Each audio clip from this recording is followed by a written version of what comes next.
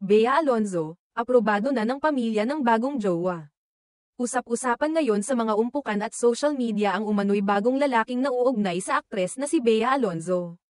Ayon sa mga tsismos at tsismosong kapitbahay, tila may kasamang bagong lalaki si Bea sa ilang larawang kumakalat online, at hindi ito basta-bastang kasama lang, kundi isang matipuno at gwapong negosyante. Hindi na nag-aksaya ng oras ang mga mapagmatsyag na mata ng mga Marites, at agad-agad nag-connect the dots. Para sa kanila, malinaw na tila may bagong inspirasyon ngayon si Bea matapos ang ilang taon ng pagiging low-key pagdating sa kanyang love life. Ayon pa sa kanila, posibleng ito na ang bagong pag-ibig ng aktres. Marami ang natuwa at kinilig para kay Bea, lalo na't hindi nalingid sa publiko ang kanyang mga pinagdaanan sa mga nagdaang relasyon. Para sa mga tagahanga niya, karapat-dapat lang na muling makaranas ng ligaya at kilig si Bea, lalo na kung totoo man ang kumakalat na balitang ito. Dagdag pa sa espekulasyon, may isang netizen na nag-tweet ng impormasyon mula umano sa isang taong malapit sa panig ng lalaki, na nagsasabing boto raw ang pamilya ng lalaki kay Bea.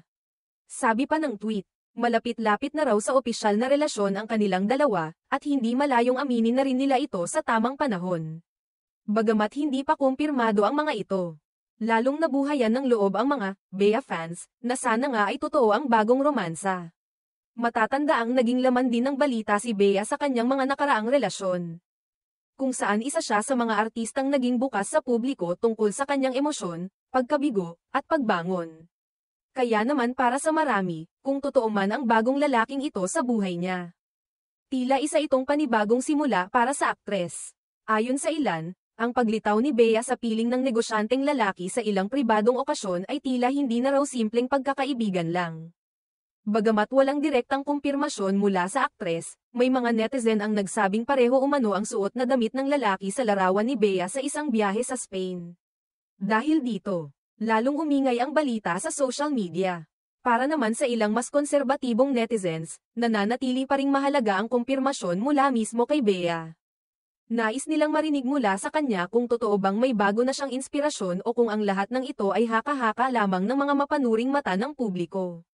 Sa ngayon, bukas pa rin ang posibilidad na si Bea mismo ang magsalita ukol sa isyong ito.